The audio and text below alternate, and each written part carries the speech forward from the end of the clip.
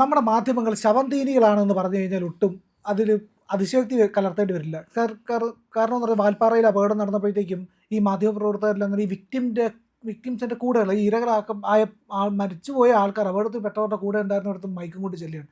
ഇവർ ഇത് ഒരിടത്ത് മാത്രമല്ല, ബലാത്സംഗം ചെയ്യപ്പെട്ട പെൺകുട്ടിയുടെ അടുത്തും അവരുടെ ബന്ധുക്കളുടെ അടുത്തും ആയാലും ശരി തന്നെ, അപകടത്തിൽപ്പെട്ടവരായാലും ശരി തന്നെ, ദുരന്തത്തിൽപ്പെട്ടവരായാലും ശരി തന്നെ, ഇതാണോ സർ ശരിക്കും അപകടങ്ങളൊക്കെ റിപ്പോർട്ട് ചെയ്യുന്ന ഒരു മുതിർന്ന മാധ്യമപ്രവർത്തകൻ എന്ന നിലയ്ക്ക് അങ്ങനെ എന്താ തോന്നുന്നു? അത് ഈ ജേർണലിസം അത് അറിയാൻ പാടില്ലാത്തതിൻ്റെ പ്രശ്നം കൊണ്ടാണത്. കാരണം ഈ മരണം സംഭവിക്കുമ്പോൾ അല്ലെങ്കിൽ ആക്സിഡൻറ്റ് മരണമൊക്കെ സംഭവിക്കുന്ന സമയത്ത് അതിനൊരു പെട്ടെന്നൊരു ഷോക്കും ഒരു നാടകീയതയുണ്ട്. അപ്പോൾ ആ നാടകീയതയും ആ ഒരു ഷോക്കുമൊക്കെ ജനങ്ങളിലേക്ക് എത്തിച്ചിട്ട് ജനങ്ങളുടെ ശ്രദ്ധ പിടിച്ചു പറ്റി അവരുടെ മാധ്യമത്തിന്, ഏത് മാധ്യമമാണെങ്കിലും പ്രചാരം ഉണ്ടാക്കുക എന്നുള്ളതാണ്. പണ്ടിത് ഇതേ സംഗതി തന്നെയാണ് ഈ പ്രിൻ്റ് മീഡിയ നടത്തിക്കൊണ്ടിരുന്നത്. അതായത് പത്രങ്ങളാണെങ്കിലും മാസികകളാണെങ്കിലും. അതായത് ഈ ഇങ്ങനെ അപകടത്തിൻ്റെ മരണത്തിൻ്റെയൊക്കെ ഓരോരോ സംഗതികൾ ഇങ്ങനെ എഴുതി അതാണ് പൈങ്കിളി ജേർണലിസം എന്ന് പറയുന്നത്. അപ്പോൾ ആ പൈങ്കിളിയായിരുന്നു ഒരു കാലഘട്ടത്തിൽ വിറ്റിട്ട് ഈ മറ്റേ കോട്ടയത്ത് നിന്നുള്ള പ്രസിദ്ധീകരണങ്ങളെന്ന് പറയുന്ന മറ്റേ മാസികകളുണ്ടല്ലോ, അത് ഇത്രയും വിറ്റ് കാശാക്കിയിരുന്ന ഇതേപോലുള്ള അപകടങ്ങൾ, കൊലപാതകങ്ങൾ, ഇങ്ങനെയുള്ള സംഗതി. ഇതിനകത്ത് ഈ നാടകീയ വശമുണ്ട്. ഈ നാടകീയതയെ വിറ്റ് കാശാക്കുക, ഇത് ശരിക്കും പൈങ്കിളിയുടെ ഒരു മൂർത്തിമത് ഭാവമാണ്. ഈ പൈങ്കിളിയുടെ ആ ഒരു സ്വഭാവം ചാനലുകളെയും ബാധിച്ചു എന്നുള്ളതാണ്. ഇപ്പോൾ ഒരു ആക്സിഡൻ്റ് ഉണ്ടായി, അതിനകത്ത് ഇപ്പോൾ 7 അല്ലെങ്കിൽ 8-9 പേര് മരിക്കുന്നു. അവിടെ ഈ മരണം റിപ്പോർട്ട് ചെയ്യാം, ആക്സിഡൻ്റ് എങ്ങനെ ഉണ്ടായെന്ന് റിപ്പോർട്ട് ചെയ്യാം. ബാക്കി രണ്ടായാലും ഈ ഒരു വാഹനം മുകളിൽ നിന്ന് താഴേക്കൊക്കെ വീഴുന്ന സമയത്ത് അതിൻ്റെ ഒരു ഭീകരത നമുക്കറിയാവുന്നതാണ്. അത് പ്രത്യേകിച്ച് എങ്ങനെയാണ് ആ ഭീകരത ഉണ്ടായത് എന്തെങ്കിലും അല്ലെങ്കിൽ അതിൻ്റെ സചിത്ര വർണ്ണനയൊന്നും കൊടുക്കേണ്ട കാര്യമില്ല. അപകടം ഉണ്ടായി, ഇന്ന രീതിയിലാണ് വീണത്, ഇപ്പോൾ ഒരു അതിൻ്റെ താഴ്ചയും ആ ഡീറ്റെയിൽസൊക്കെ നമുക്ക് കൊടുക്കാം. പക്ഷേ ഈ അവിടെ എത്തുന്ന ബന്ധുക്കളുടെയൊക്കെ പോയി ഇൻ്റർവ്യൂ ചെയ്യുക, അവരൊക്കെ എന്തൊരു മാനസികാവസ്ഥയിലായിരിക്കും നിൽക്കുന്നത്. അവരൊരു ഷോക്കിലായിരിക്കും. അതോടൊപ്പം തന്നെ ആ ഒരു റിയാലിറ്റി അക്സെപ്റ്റ് ചെയ്യാൻ പറ്റാത്തൊരു സാഹചര്യം ഉണ്ടാവും. ഇതിനിടയ്ക്ക് പിന്നീട് ഈ പറഞ്ഞതുപോലെ പൈങ്കിളി കഥകൾ കിട്ടുമെന്ന് നോക്കും. അതായത് ഇവരെങ്കിലും വേറെ എവിടെയെങ്കിലും പോകാനിരുന്നതായിരുന്നു, അതല്ലെങ്കിൽ വേറെ എന്തെങ്കിലും, അല്ലെങ്കിൽ വീട്ടിൽ നിന്ന് ഇറങ്ങിയപ്പോഴത്തേക്ക് ആരെങ്കിലും കുട്ടികൾ അല്ലെങ്കിൽ ആരെങ്കിലും പിന്നെ പോകണ്ടെന്ന് പറഞ്ഞിരുന്നു, എന്നിട്ടും പോരുന്നു, ഇങ്ങനെയൊക്കെയുള്ള സംഗതികൾ വെച്ചിരുന്നു. അപ്പോൾ ഇതൊക്കെ ഈ ആൾക്കാർക്ക് കേൾക്കാനായിട്ടൊരു കൗതുകവും വരും. പിന്നെ ഈ മരണം എന്ന് പറയുന്നത് കേരളത്തിലെ ഏറ്റവും വലിയൊരു മാധ്യമ ഉൽപ്പന്നമാണ്. ആരെങ്കിലും മരിച്ചു കഴിഞ്ഞാൽ തന്നെ ഇപ്പോൾ ആലോചിക്കണം, ഇപ്പോൾ അത്രയും ഉണ്ടോ സംശയമാണ്. നേരത്തേക്ക് ആരെങ്കിലും മരിച്ചു കഴിഞ്ഞാൽ പിന്നെ ഒരു ടീം അവിടെ അങ്ങ് നിൽക്കും, ഫുൾ ടൈം ഇതായിരിക്കും കാണിക്കുന്നത്. അല്ല സാർ, ശരിക്കും ഞാൻ കാര്യം ചോദിച്ചിട്ട്, അതായത് ഒരു കുട്ടി അല്ലെങ്കിൽ നമ്മുടെ ഒരു വ്യക്തി, ആ വ്യക്തിയുടെ ബന്ധുവാണ് മരിക്കുന്നതെങ്കിൽ അത് താല്പര്യം ഉണ്ടാവില്ല. കുടുംബാംഗമാണ് മരിക്കുന്നതെങ്കിൽ അത് ഇങ്ങനെ വാർത്തയായിട്ട് അല്ലെങ്കിൽ കേൾക്കാൻ പോലും, അത് സങ്കല്പിക്കാൻ പോലും താല്പര്യപ്പെടില്ല.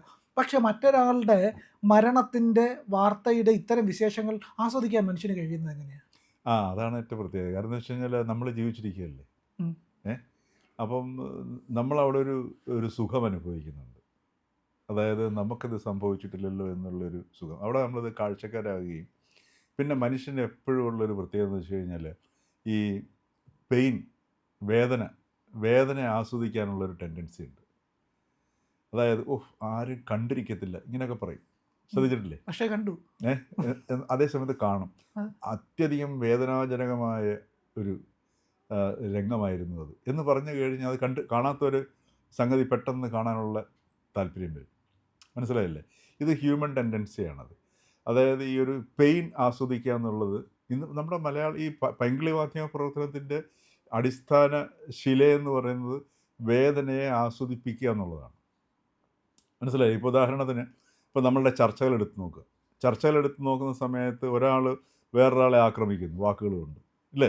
വാക്കുകൾ കൊണ്ട് ആക്രമിക്കുമ്പോഴത്തേക്ക് അയാൾക്കൊരു മുറിവേക്കുമ്പോൾ അയാൾക്ക് മുറിവെന്ന് വെച്ചാൽ പെയിനാണ്, വൈകാരികമായ മുറിവേക്കുന്നത്. ആ മുറിവേക്കുന്ന സമയത്ത് അതിനകത്തുനിന്ന് രക്ഷപ്പെടണമെന്നുണ്ടെങ്കിൽ എന്നെ മുറിവേൽപ്പിച്ച ആളിനെ ഞാൻ തിരിച്ചു മുറിവേൽപ്പിക്കുമ്പോൾ എനിക്കൊരു സുഖം കിട്ടും എന്നൊരു തോന്നൽ ഇയാളിൽ പ്രവർത്തിക്കുന്നു. ഇതുകൊണ്ടാണ് ഈ ചർച്ചകളിലൊക്കെ ഈ അങ്ങോട്ടും ഇങ്ങോട്ടും ഈ ഏറ്റുമുട്ടലുകളൊക്കെ സംഭവിക്കുന്നത്. ഇത് തന്നെയാണ് ഈ മറ്റേ സൈബർ ആക്രമണത്തിൻ്റെ പിന്നിലൊക്കെ പ്രവർത്തിക്കുന്നത്. അപ്പോൾ ഇത് അങ്ങോട്ടും ഇങ്ങോട്ടും വേദനിപ്പിക്കുക, ഈ വേദന കൊണ്ട് വേദന ആസ്വദിപ്പിക്കുക, ഇത് നമ്മുടെ മലയാള മാധ്യമങ്ങളെ അട്ടിമുട്ടി പിടികൂടിയിരിക്കുകയാണ്. യഥാർത്ഥത്തിൽ ഈ ഇപ്പൊ ഉദാഹരണത്തിന് നമ്മുടെ ഇവിടുത്തെ രാഷ്ട്രീയവും പ്രധാനമാണ്. ഈ കേരളത്തിലെ ഏറ്റവും വലിയ അനാചാരം എന്നറിയാമോ? കേരളത്തിലല്ല, മനുഷ്യ സമൂഹത്തിലെ ഏറ്റവും വലിയ അനാചാരം എന്ന് പറയുന്നത് ഈ രക്തസാക്ഷി ദിനാചരണമാണ്. മരണം അത് സ്വാഭാവികമാണ്. ഏത് രീതിയിലെങ്കിലും മരണം വരും അത്, അല്ലേ? ഏറി വന്നു കഴിഞ്ഞാൽ ഒരാൾ ജീവിച്ചിരിക്കുന്നതല്ല 100 110 കൊല്ലം അല്ലെങ്കിൽ 150 കൊല്ലം എന്ന് ഇരിക്കട്ടെ, അതിനുള്ളിൽ അല്ലേ? മരണം ഏത് രീതിയിലെങ്കിലും വരും, എപ്പോൾ വേണമെങ്കിലും ഏത് രീതിയിൽ വേണമെങ്കിലും വരാം. വെറുതെ നിൽക്കുന്ന വ്യക്തി, ചില റിപ്പോർട്ടർമാരുടെ സ്ഥിരമായിട്ട് നമ്മൾ കാണാറുള്ള തലനാരിഴയ്ക്ക് രക്ഷപ്പെട്ടു. അതെന്ത് പ്രയോഗം എനിക്ക് മനസ്സിലാവുന്നില്ല. നമ്മൾ വെറുതെ നിന്നാൽ മതി, നിൽക്കുന്ന സമയത്ത് നമ്മളൊന്ന് ബാക്കിലേക്ക് മറിഞ്ഞു വീണാൽ പണി തീരാവുന്ന കേസേ ഉള്ളൂ മനുഷ്യൻ്റെ, അല്ലേ? ഏത് സമയം വേണമെങ്കിൽ ഹാർട്ട് അറ്റാക്ക് വരാം. അത് ഇവൻ ഡോക്ടേഴ്സിന് പോലും ചില സന്ദർഭങ്ങളിൽ അവർക്കത് തിരിച്ചറിയാൻ കഴിയാതിരിക്കുന്നു. ഉദാഹരണത്തിന് ശശി തരൂരിൻ്റെ ഭാര്യയുണ്ടല്ലോ, സുനന്ദ പുഷ്കർ, മരിച്ച സമയത്ത് ഒരു ഡോക്ടർ, പ്രധാനപ്പെട്ട ഒരു ഡോക്ടർ വന്ന് പത്രസമ്മേളനം നടത്തുന്നു. ഞങ്ങളുടെ ഹോസ്പിറ്റലിൽ വന്നിട്ട് ഓടി ചാടി വളരെ രസകരമായിട്ട് പോയതാണ് എന്ന് പറഞ്ഞു, അല്ലേ? എന്നിട്ട് അതിൻ്റെ അർത്ഥം, അതിനകത്തൊരു സൂചന എന്ന് പറഞ്ഞാൽ സ്വാഭാവികമായ മരണത്തിൻ്റെ കാരണമില്ല എന്നൊരു സൂചനയുണ്ട്. ഈ മരണം എപ്പോഴെങ്കിലും വരരുത്, അല്ലേ? അവിടുന്ന് അങ്ങോട്ട് ചിരിച്ചു. ചില സമയം അത് നമ്മുടെ അസംബ്ലിയിൽ, എനിക്ക് തോന്നുന്നു അദ്ദേഹത്തിൻ്റെ പേര് KT ജോർജ്, എനിക്ക് ആണോ സംശയമുണ്ട്. അദ്ദേഹം അസംബ്ലിയിൽ പ്രസംഗിച്ചുകൊണ്ട് നിന്ന് കൈ ഇങ്ങനെ ഉയർത്തിയ സമയത്താണ് മറിഞ്ഞുകൊണ്ട് മരിക്കുന്നത്. ഡോക്ടർ APJ അബ്ദുൽ കലാം, അദ്ദേഹം പ്രസംഗിച്ചുകൊണ്ട് നിന്നപ്പോഴാണ് മരിച്ചു പോകുന്നത്. അപ്പം ഈ മരണത്തിന് എപ്പോഴെങ്കിലും MN വിജയൻ, ഇതൊക്കെ എപ്പോഴെങ്കിലും വരാം. അപ്പം ഈ മരണത്തിനെ നമ്മളൊരു ആഘോഷമാക്കി ചാനലുകൾ മാറ്റുന്നൊരു പ്രക്രിയയുണ്ട്. അതുപോലെ ആരെങ്കിലും മരിച്ചു കഴിഞ്ഞാൽ അവരുടെ ഈ ഡീറ്റെയിൽസ് കാണിച്ചു കൊടുക്കുന്നു. അത് നമ്മളൊരു സ്വീകരണ മുറിയിലേക്കാണ് ഈ സാധനം ചെല്ലുന്നത് എന്നുള്ളൊരു ധാരണ പോലും നമ്മുടെ ചാനൽ പ്രവർത്തകർക്ക് ഇല്ല എന്നുള്ളതാണ്. 2 ദിവസം മുമ്പ് നിതിൻ മരിച്ചല്ലോ, നിതിൻ്റെ ഡെഡ് ബോഡി എടുക്കുന്ന വിഷ്വല് എനിക്ക് ആ വീട്ടിലെ അമ്മ ആംബുലൻസിനടുത്തേക്ക് ഓടുന്ന രംഗം കണ്ടപ്പോൾ തന്നെ അത് നമുക്ക് ഭയങ്കര അസ്വസ്ഥത ഉണ്ടാക്കുന്ന ഒരു കാര്യം. അവിടെ നമ്മളുടെ മക്കളെയോ നമ്മളുടെ അമ്മയോ അമ്മയോ സഹോദരി ആരോ, അപ്പം നമ്മളുടെ മക്കളെയോ നമ്മളുടെ കുടുംബാംഗങ്ങളെയോ അവിടെ സങ്കല്പിക്കാൻ കഴിയാത്തത് കൊണ്ടാണ് ഇതിനെ ആസ്വദിച്ച് കാണുന്നത്, നിരന്തരമായിട്ട് അതിനെ പ്രക്ഷേപണം ചെയ്യുന്നത്. ഒരു സംശയം വേണ്ട കാര്യത്തിൽ, അതായത് മറ്റുള്ളവന്റെ അമ്മയ്ക്ക് ഭ്രാന്ത് വരുമ്പോൾ നമ്മൾ കണ്ടു രസിക്കത്തില്ല, സഹാനുഭൂതി ഇല്ല. ഇങ്ങനെ ശവത്തിലേക്ക് ഈച്ച പൊതിയുന്നത് പോലെ മാധ്യമങ്ങൾ അതേ മാനസികാവസ്ഥ തന്നെയാണ്. മറ്റുള്ളവന്റെ അമ്മയ്ക്ക്, അവരൻ്റെ അമ്മയ്ക്ക് മാനസികരോഗം ഭ്രാന്ത് വന്നു കഴിഞ്ഞാൽ, മാനസികരോഗം വന്നു കഴിഞ്ഞാൽ അത് മറ്റുള്ളവർ കണ്ടു രസിക്കുന്ന ഒരു സംഗതിയാണിത്. അതേ മാനസികാവസ്ഥയാണ് നമ്മളിവിടെ കൊടുക്കുന്ന സംഗതി. ഇത് ഒരു മനുഷ്യൻ്റെ ഒരു പൊതു സ്വഭാവമുണ്ട്. അതുകൊണ്ടാണ് ഈ സിനിമയിലൊക്കെ നമ്മൾ കാണുന്നില്ലേ, ഈ സിനിമയിലൊക്കെ മറ്റേ ക്രൂരമായ രംഗങ്ങളും സ്റ്റണ്ടും ഫൈറ്റും കാണിക്കുന്നത് എന്തിൻ്റെ പേരിലാണ്? അത് ഈ നമ്മുടെ ഉള്ളിലുള്ള ഈ ഒരു അധമ വികാരത്തെ ഉണർത്തിയെടുത്ത് കൊണ്ടുവന്ന് അത് ആസ്വദിപ്പിക്കുക. അതുകൊണ്ടാണ് ചില സിനിമകളെ കണ്ടില്ലേ, എനിക്ക് സാന്ത്വനം സിനിമ ഇറങ്ങിയ സമയത്താണെന്ന് തോന്നുന്നു, അന്ന് അത് സിനിമ വൻ ഹിറ്റായിരുന്നു. നമ്മുടെ മീനയുടെ കൗമാരപ്രായത്തിൽ അഭിനയിച്ച സിനിമയാണത്. അന്ന് ഈ സിനിമ ഹിറ്റായതിനു ശേഷം തിയേറ്ററിൽ ടിക്കറ്റ് വാങ്ങിക്കാൻ പോകുമ്പോൾ ഒരു കർച്ചീഫും കൂടെ തരുമായിരുന്നു. കാര്യം കരച്ചിലാണ്. അപ്പോൾ ഈ കരച്ചിൽ, ആര് കണ്ടാലും കരഞ്ഞു പോകും, ഈ പ്രയോഗമൊക്കെ അല്ലേ. ഇത് നമ്മൾ ഈ പെയിൻ ആസ്വദിച്ച് മനുഷ്യൻ ശീലിച്ചതിൻ്റെ പ്രശ്നമാണ്. അതുകൊണ്ടാണ് എപ്പോഴും നമ്മുടെ ഈ ഇൻട്രാക്ഷനിൽ പോലും ഇത് സംഭവിക്കുന്നത്. വ്യക്തികൾ തമ്മിലുള്ള ഒരു നമ്മളുടെ ഇടപെടലുകളും സംഭാഷണങ്ങളും ഇല്ലേ, ഈ സംഭാഷണങ്ങളിൽ പോലും ഇത് എപ്പോഴും ഇത് നമ്മളെ പിന്തുടരുന്നുണ്ട് സാധനം. ഇത് ശരിക്കും പറഞ്ഞാൽ ഈ വേദന എന്തോ ഉദാത്തമായ ഒരു സംഗതിയാണെന്നാണ് ഈ മാധ്യമങ്ങൾ ജനങ്ങളെ കൊണ്ട് ധരിപ്പിച്ചു വച്ചിരിക്കുന്നത്. അതുകൊണ്ടാണ് വേദനാജനകമായ സംഗതി നമ്മൾ എഴുതുകയാണ് ചെയ്യുന്നത്, അല്ലേ? അപ്പോൾ ഈ വേദനയെ ആസ്വദിപ്പിച്ച് വേദനയെ നല്ലൊരു ഉൽപ്പന്നമാക്കി മാർക്കറ്റ് ചെയ്ത് തങ്ങളുടെ ചാനലുകളിലേക്ക് ആൾക്കാരുടെ ശ്രദ്ധ പിടിച്ചു പറ്റുക എന്നുള്ളതാണ് ഇതിൻ്റെ പിന്നിലുള്ള മനഃശാസ്ത്രം. മറിച്ച് ഒരു മരണമൊക്കെ ഉണ്ടാക്കി റിപ്പോർട്ട് ചെയ്യാൻ കൃത്യമായിട്ട് നമുക്ക് കാണിക്കാം. ഒരാളുടെ ശരിക്കും പറഞ്ഞാൽ മരിച്ചു കിടക്കുന്ന ചിത്രം കൊടുക്കേണ്ട കാര്യമില്ല, അല്ലേ? ജീവിച്ചിരിക്കുമ്പോഴുള്ള ചിത്രം കൊടുത്താൽ മതിയല്ലോ, ഒരു മനുഷ്യൻ്റെ ആ ചിത്രം കാണിച്ചു കൊടുത്താൽ മതിയല്ലോ. പിന്നെ അദ്ദേഹം ഒരു നിലവിളി ഇങ്ങനെ കാണിച്ചുകൊണ്ടേയിരിക്കും, റിപ്പീറ്റ്. ഒന്ന് ആലോചിച്ച് നോക്കൂ, എന്തൊരു അത് നമുക്ക് വർണ്ണിക്കാൻ വാക്കുകളില്ല.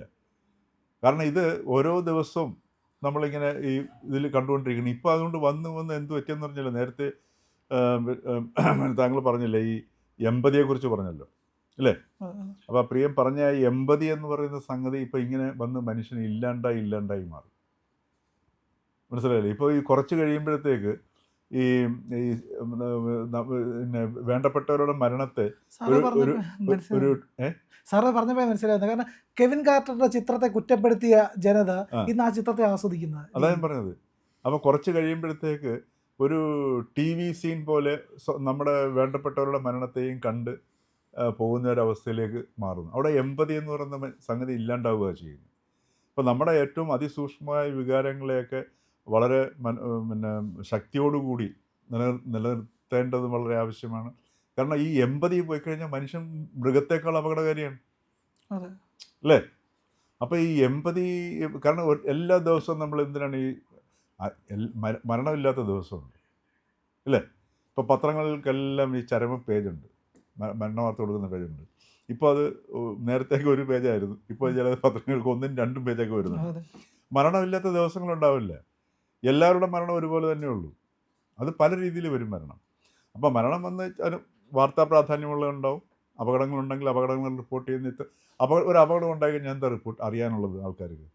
എങ്ങനെ മരിച്ചു, എന്താണ് അപകടം ഉണ്ടായി, എങ്ങനെ എങ്ങനെ മരിച്ചു, എങ്ങനെ അപകടം ഉണ്ടായി, ആരൊക്കെയാണ് മരിച്ചത്, അവരെന്തിനു പോയിരുന്നു, മറ്റു കാര്യങ്ങളൊക്കെ കൊടുത്തു കഴിഞ്ഞ് കഴിഞ്ഞാൽ സംഗതി അതിൻ്റെ അതിൽ കൂടുതൽ ഒന്നും കൊടുക്കാനില്ല. വേറെ എന്താ കൊടുക്കാനുള്ളത്? പിന്നെ ഇവർ ഓരോരുത്തരുടെ എല്ലാവരുടെ ലൈഫിനും അവരുടേതായിട്ടുള്ള ഒരു കഥയുണ്ടാവുമല്ലോ. ഓരോ മനുഷ്യനും ഓരോ കഥയല്ലേ. അതുകൊണ്ടല്ലേ ഒരു മനുഷ്യൻ മരിക്കുന്ന സമയത്ത് കഥാവശേഷനായി അല്ലെങ്കിൽ കഥാവശേഷിയായി എന്നൊക്കെ പറയുന്നത്. എല്ലാ മനുഷ്യൻ്റെ പിന്നിലും കഥയുണ്ട്. അപ്പം ഇത് പെട്ടെന്ന് ഈ ഒരു കഥയുമായിട്ട് വന്ന് അവിടെയാണ് ഈ പൈങ്കിളി വരുന്നത്. ഈ പൈങ്കിളി ജേർണലിസം വരുത്തിയ അപകടം മലയാളിയുടെ ഏറ്റവും വലിയ രാഷ്ട്രീയ പരാജയമായിട്ട് കാണേണ്ട സാധനമാണ്. കാരണം രാഷ്ട്രീയവും പൈങ്കിളിയായി. അതെ. മനസ്സിലായില്ലേ? രാഷ്ട്രീയം, ജീവിതം, മരണം, മുഴുവൻ പൈങ്കിളിയായി മാറി.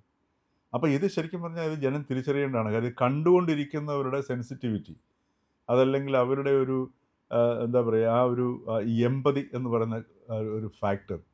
കാര്യം കുറച്ച് കഴിയുമ്പോഴത്തേക്ക് ഈ പറഞ്ഞ പോലെ ഈ മരണമൊക്കെ കാണുമ്പോഴത്തേക്ക് നമ്മൾ മരണം കണ്ട് ഈ ദൃശ്യങ്ങൾ കണ്ടുകൊണ്ടിരുന്ന പല വീടുകളിലും നമ്മൾ കാണുന്ന കാഴ്ച, രാത്രിയൊക്കെ ഭക്ഷണം കഴിച്ചുകൊണ്ടിരുന്ന ഈ TV കാണുന്ന കാഴ്ച ഒരിക്കലും ചെയ്യാൻ പാടില്ലാത്ത സംഗതിയാണ്, വൃത്തികേടുമാണ്. കഴിക്കുന്ന ഭക്ഷണത്തിൻ്റെ ഗുണം ഉണ്ടാകത്തില്ല, ഈ കാണുന്ന വാർത്തയും നമുക്ക് വ്യക്തമായിട്ട് മനസ്സിലാകത്തുമില്ല. ഭക്ഷണം കഴിക്കുമ്പോഴൊക്കെ ഏറ്റവും വൃത്തിയായിട്ടിരുന്നത് മാത്രമായി ശ്രദ്ധിച്ച് കഴിക്കേണ്ട സംഗതിയാണ്. പക്ഷേ എങ്കിലും നമ്മൾ പല സ്ഥലങ്ങളിലും കാണുന്നത് ഈ ഭക്ഷണം കഴിച്ചുകൊണ്ടിരുന്ന് ഈ ടെലിവിഷൻ കാണുന്നതാണ്. അപ്പോൾ ഇതിൻ്റെ കൂട്ടത്തിൽ നമ്മളറിയാതെ തന്നെ മാനസികമായിട്ട് നമ്മളൊരു ഡെഡ് ബോഡിയും കൂടെ ഭക്ഷിക്കുകയാണ് ചെയ്യുന്നത്. നമ്മൾ കാഴ്ചകളും ഭക്ഷണമാണ്. രാത്രി ഉറങ്ങുന്നതിന് തൊട്ട് മുമ്പുള്ള TV-യിലെ പരിപാടി എന്താണെന്ന് ചോദിച്ചു കഴിഞ്ഞാൽ ക്രൈം ഫയലും FIR-ഉം ഒന്ന് കുറ്റപത്രവും ആലോചിച്ച് നോക്കൂ. ഇതൊക്കെ കണ്ടിട്ട് ഉറങ്ങുന്ന ദമ്പതികൾക്കുണ്ടാകുന്ന കുട്ടികളുടെ അവസ്ഥ ആലോചിച്ച് നോക്കും. അപ്പോൾ ഇതൊക്കെ അതിസൂക്ഷ്മമായിട്ടുള്ള ഇന്നിപ്പം ഈ ആധുനിക മനഃശാസ്ത്രമൊക്കെ ഇതൊക്കെ വളരെ ഗംഭീരമായിട്ട് ഇതെങ്ങനെയാണ് നമ്മളുടെ ഈ അൺകോൺഷ്യസ് മൈൻഡിനെ, അതല്ലെങ്കിൽ അബോധ മനസ്സിനെ ഇതൊക്കെ സ്വാധീനിക്കുന്നത്. നമ്മുടെ ശ്രദ്ധയിൽപ്പെടാത്ത കാര്യങ്ങൾ മുഴുവൻ നമ്മുടെ അബോധ മനസ്സിനകത്തുണ്ടാവും. നമ്മളിത് നേരിട്ട് ശ്രദ്ധിക്കുന്നില്ലെന്ന് മാത്രമേ ഉള്ളൂ. അതുകൊണ്ടാണ് ഈ പോലീസുകാർ റിപ്പോർട്ട് എഴുതുമ്പോഴത്തേക്ക് എഴുതില്ലേ, കണ്ടാലറിയാവുന്ന 200 പേരുടെ വിവരത്തിന് കേസെടുത്തു. അത് നമ്മൾ ശ്രദ്ധിക്കുന്നില്ല. പക്ഷേ ഇതെല്ലാം നമ്മുടെ ഉള്ളിലേക്ക് പോവുകയാണ് ചെയ്യുന്നത്. നമ്മൾ ശ്രദ്ധിക്കുന്നത് വളരെ ചെറിയൊരു കാര്യമായിരിക്കും. ഇപ്പം ഞാൻ പ്രിയൻ്റെ അടുത്ത് സംസാരിക്കുന്ന സമയത്ത് പ്രിയൻ്റെ പറയുന്ന വാക്കുകളും ഒക്കെ ശ്രദ്ധിക്കുന്നുണ്ട്. പക്ഷേ അതോടൊപ്പം തന്നെ ഞാൻ അറിയാതെ തന്നെ പ്രിയൻ്റെ വേഷത്തിന് ഇട്ടിരിക്കുന്ന വസ്ത്രത്തിൻ്റെ നിറവും ഭാവവും മറ്റൊരുപാട് കാര്യങ്ങളും ഞാൻ ശ്രദ്ധിക്കുന്നുണ്ട് സാർ. അപ്പോൾ ഇങ്ങനെ നമ്മുടെ ശ്രദ്ധയിലേക്ക് ഇതെല്ലാം കയറി പോവുകയാണ് ചെയ്യുന്നത്. അപ്പോൾ ഇത്തരത്തിലുള്ള ശരിക്കും പറഞ്ഞാൽ അത് വളരെ പ്രസക്തമായൊരു വിഷയമാണ്. ഇത് ഓരോ വീട്ടിലെ വ്യക്തിയും തിരിച്ചറിയേണ്ടതാണ്. ഈ വാർത്ത കാണുമ്പം നമ്മൾ എങ്ങനെ അതിനെ സ്വീകരിക്കണം, ഇത് നമ്മുടെ ഉള്ളിലുള്ള ഈ വൈകാരികതയെ മോശമായി ബാധിക്കുന്നതാണോ?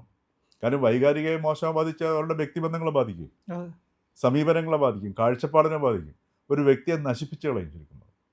അപ്പോൾ വ്യക്തിയെ ജീവിച്ചിരിക്കുന്ന മനുഷ്യനെ എന്താ പറയുക, ഒരു ശവമാക്കി മാറ്റുന്നതിനുള്ളൊരു പ്രക്രിയയും കൂടിയാണ് ഇത്തരത്തിലുള്ള റിപ്പോർട്ടിംഗ് എന്ന് പറയുന്നത്.